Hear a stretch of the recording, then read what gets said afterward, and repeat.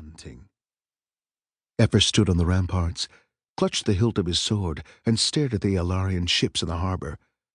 Seneca Octavius, prince of the Aelarian Empire, sailed here with an armada large enough to conquer the coast and went hunting. His sister stood beside him, clad in scale armor, a bow in hand. A sword hung from her belt, the iron blade shaped like a sickle. On her right hip, she bore a sling and a pouch of sea stones. Her troops stood along the wall with her, similarly armed and armored, staring at the water. Atalia was only 19, 4 years younger than Efer, yet already a Segan in the coastal garrison, commanding 100 warriors. Staring off the ramparts, she hawked noisily and spat into the sea, as if spitting on the entire Aelarian fleet. "That pup should try to hunt me," Atalia snorted. "I'll shove my sword up his ass. Bet he'll like it, too." Efer stared at her. Third-born of the Sela family, Atalia had their father's tall build, light brown skin, and dark eyes. The wind billowed her chin-length black hair and woolen cloak. A golden lion pendant hung around her neck, same as the one he wore. Atalia was a fierce warrior, Efer knew, but too wild, too uncouth, too headstrong. "We can't defeat this army with a sword." Efer released his own hilt and placed both hands on a merlin. "You know what happened last time we fought the Aelarians?" Atalia scoffed. "Oh, fear happened." Efer winced. He was used to Atalia cussing, but these words stabbed him with infinite more harshness. One could talk of shoving swords up backsides. Soldiers often spoke such words, hiding their fear behind bravado and vulgarity, but no one ever discussed a fierce heritage. The old war had been bad enough. To dredge up that memory seemed a pain too great to bear, and yet the words had been spoken. The memory was loose. Efer had been 5, old enough to remember, old enough to understand. Again he felt the soldiers grip him and hold a knife to his throat. Again he heard his mother shouting, offering herself in exchange for his life.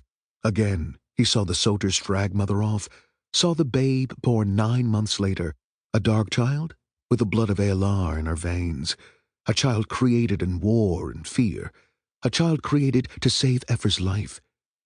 He never spoke of that day, not to his mother, not to Ophir, but those memories had never left him.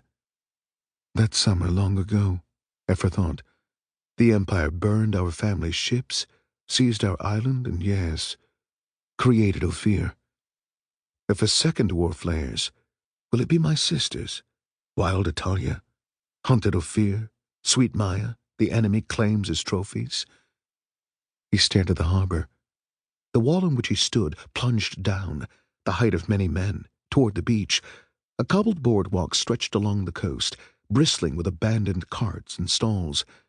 Most days, peddlers stood on that boardwalk, hawking apricots, fresh oysters, and spiced meats on skewers, and many city folk wandered between them and lounged on the sand. Now they were gone, leaving the hot cobblestones to the stray cats and dogs. The land curved here, forming a natural cove of shallow green water.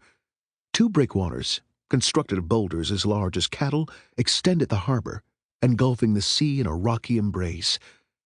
Within these shallow waters loomed the Aelarian fleet. 50 quinquereme ships towered, long wooden galleys lined with shields and 90 oars per side.